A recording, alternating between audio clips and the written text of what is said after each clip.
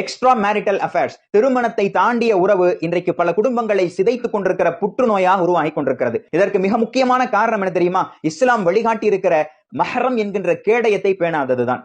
இயல்பாக பேசுவதற்கும் பழகுவதற்கும் மார்க்கம் யாருக்கெல்லாம் அனுமதி தந்திருக்கிறதோ அவர்களை தாண்டிய அந்நிய ஆண்களிடம் அந்நிய பெண்களிடம் பேசுவதும் பழகுவதும் தான் இதற்கு மிக முக்கியமான காரணம்.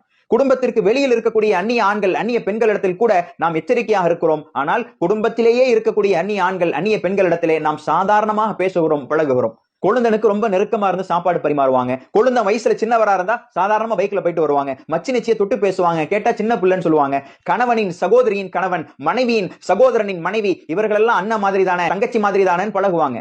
இதை நாம் சொல்லுகிற போது உங்கள் பார்வையில் தான் கோளாறு இருக்கிறது என்று சொல்பவர்களும் உண்டு. ஆனால் அல்லாஹ்வுடைய தூதரின் எச்சரிக்கையை பாருங்கள். எந்த ஒரு பெண்ணும் தனிமையில் இருக்கிற போது நீங்கள் அவர்கள் வீட்டிற்குள் நுழைய வேண்டாம். அதாவது நீங்கள் அந்த பெண்ணுக்கு மஹரமானவராக இருக்க வேண்டும், அல்லது நீங்கள் நுழைகிற போது அந்த பெண்ணுக்கு மஹரமான ஒருவர் உங்களோடு இருக்க வேண்டும். அப்போ ஒரு அன்சாரி தோழர் கேட்கிறார், அஃபரைதல் ஹம் யா ரசூலல்லாஹ். ஹம் என்று சொன்னால் நம்முடைய பாஷையில் சொல்வதாக இருந்தால் மச்சான், மச்சி, மச்சினி, கொழுந்த, கணவனின் சகோதரியின் கணவன், மனைவியின் சகோதரனின் மனைவி, இவர்கள் எல்லாம் ஹமு என்கின்ற அந்த கேட்டகரியில வருவாங்க. இவர்களை குறித்து அந்த சஹாபி கேட்டபோது அல்லாஹ்வுடைய தூதர் உடனே சொன்னார்கள், அல் ஹம்மு அல் மௌத், இவர்கள் மரணத்திற்கு நிகரானவர்கள்.